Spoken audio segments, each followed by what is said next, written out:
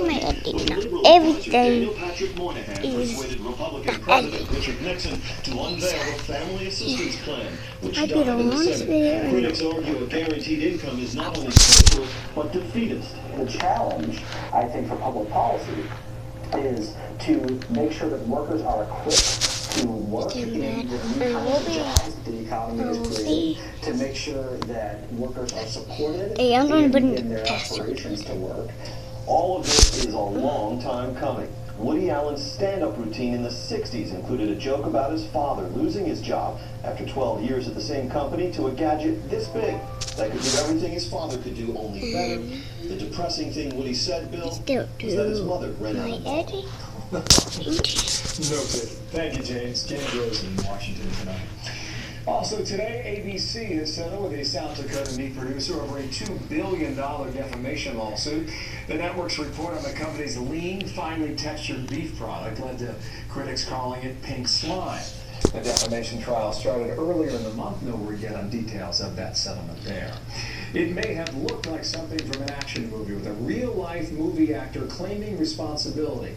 In the end, it was just the latest bizarre development and the ongoing and deadly political crisis in Venezuela. Yeah, I don't know that. Now with the pictures tonight.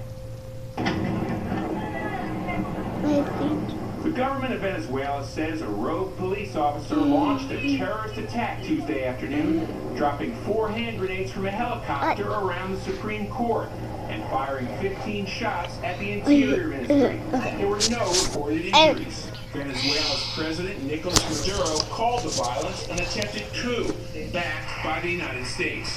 This is the kind of thing I've been denouncing. I've activated the army, and you can be sure that sooner rather than later, we will capture the helicopter and those who did this armed terrorist attack against the institutions of the country. The man claiming responsibility is Oscar Perez, a former police captain and one-time B-movie actor. He appeared on social media, flanked by masked men in uniform, calling for warriors of God to drive Maduro from power. Some in the opposition suggest the entire attack may have been staged by Maduro to justify a crackdown against those opposed to his effort to rewrite the Constitution. Perez, who has still not been caught, was able to use a stolen helicopter to circle government buildings for almost 2 hours without being shot down.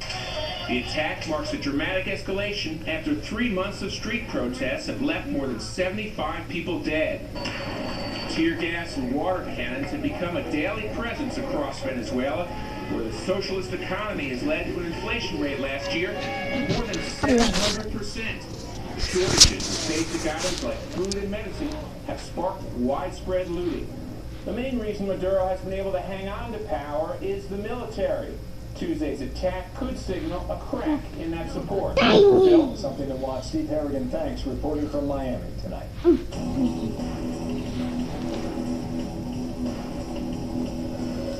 Also this evening, we continue our series on American troops on the front lines.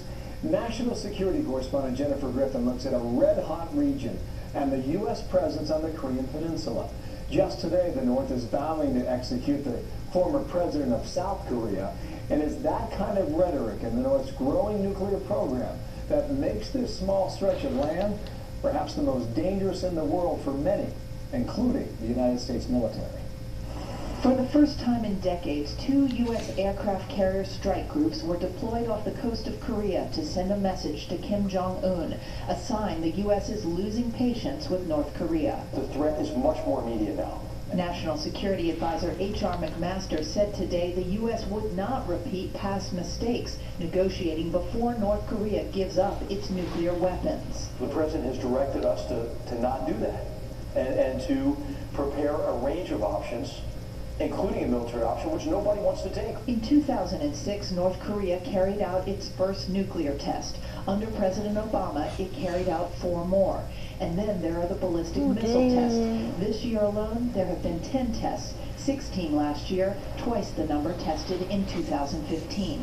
It's a matter of time. We have to assume that the capability exists today to attack the United States. 30 minutes, that's how long it would take a nuclear-tipped intercontinental ballistic missile launched from North Korea to reach Los Angeles. Mark Bowden, author of Black Hawk Down, writes in the latest issue of The Atlantic about what war with North Korea would look like.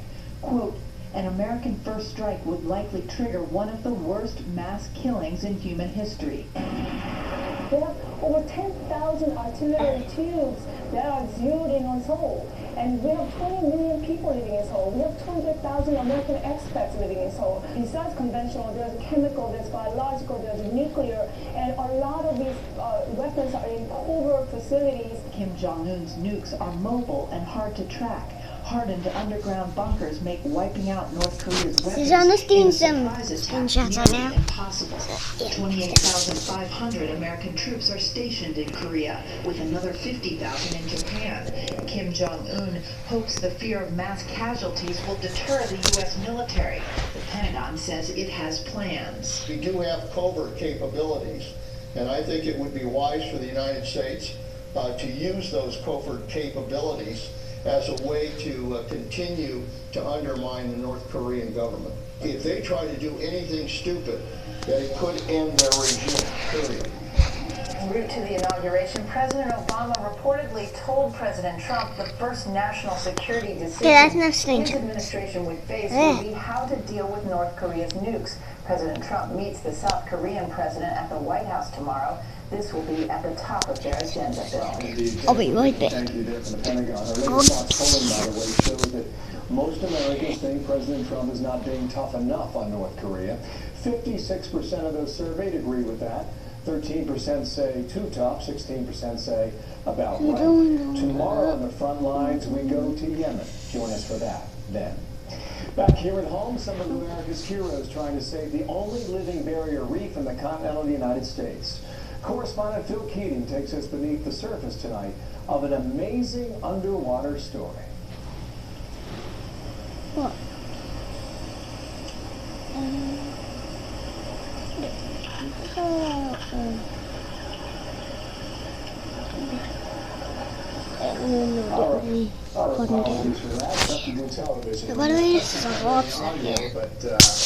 We'll try and work that out and figure it out and bring you that story from southern Florida. And after all, this is the time of the year to go there, so stand by for more. Say hi.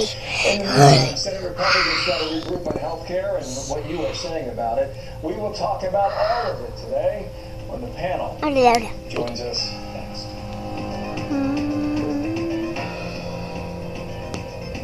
Taking care of your family at home today, the mortgage, the bills, credit cards, student loans, maybe you need money for retirement or home improvements. The list goes on and it all takes cash. If you are a veteran and own your home, help is just a phone call away. That's because every veteran has earned a valuable benefit. The right to apply for a refi loan for up to 100% of your home's value, not just 80% like other loans. And with home values rising, that could mean a lot more money. That's the power of the new Day 100 vehicle. It lets you refinance your mortgage, lower your payments an average of $640 a month, and put cash in the bank. New Day will even pay your appraisal fee. Call New Day USA right now. Because helping veterans get financial peace of mind is what New Day is all about. Go to newdayusa.com or call 1-855-575-7944. At Red Lobster's Lobster and Shrimp Summerfest, lobster and shrimp are teaming up in so many new dishes, like new coastal lobster and shrimp with shrimp crusted with kettle chips, or new over-the-top lobster and shrimp overboard. But it can't last, so hurry in. You knew me. Still, it's my anniversary. So I forgot to mention this at the beginning of the video. It's my anniversary. Yay. Be right there. Losing control. Hollywood and media desperately waging an all-out war to protect their interests. They lie, they leech onto power. The establishment will stop at nothing to take down our president. President Trump is fighting back, winning for us, not himself, draining the swamp. We will fight. We will win. We will make America great. Join America First. It's all about America First policies. So what do we start? Skydiving. Why is skydiving nice? No.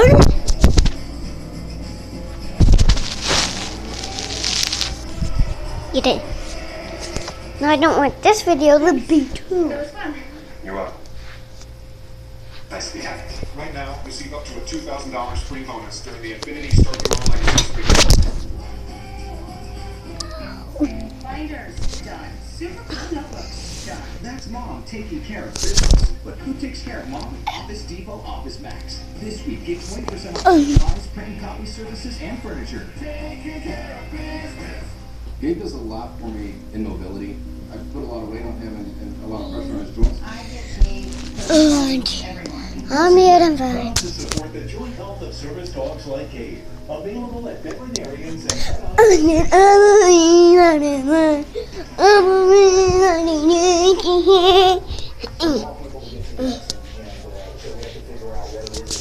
by 5.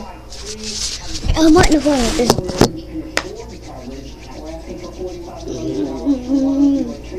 Let's see what happens in Washington. It's possible and sometimes impossible. Now, new Fox polling 2 shows you where Obama is right now for the first time. It's over 50%, 52%. Oh, Bunny, March 2015 was down around 30. don't try to send a voice. The idea to replace Obamacare, only 27% favor. What's in the Senate right now? I really know on that because the Republicans even public and we haven't seen much of it. But that's beside the point. Let me bring our panel right now. Guy Benson, Perry Weber, townhall.com, and Molly Hemingway, senior editor of Federalist, and Charles Lane, opinion writer of Washington Post, and syndicated columnist Charles Cronenhammer. Good evening to all of you. Let's move quickly with what we have tonight and really where we've been. I will submit to you that Dr. Cronenhammer here last night, sitting in that very chair, submitted the reason why this is so difficult to do. When you have an entitlement, it's very difficult to pull it back. And Molly, is that where we are? I think what we really have seen with both the House and the Senate is that there is not much of a consensus on Obamacare. So I think they should actually just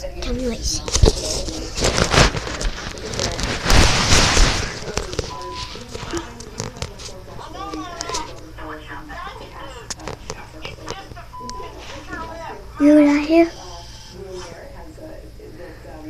things that conservatives should be happy about, things that liberals should be happy about, so we'll see how it goes. Obamacare going down. Obamacare is dying. It's essentially dead. You don't give it the stuff dying within 24 hours.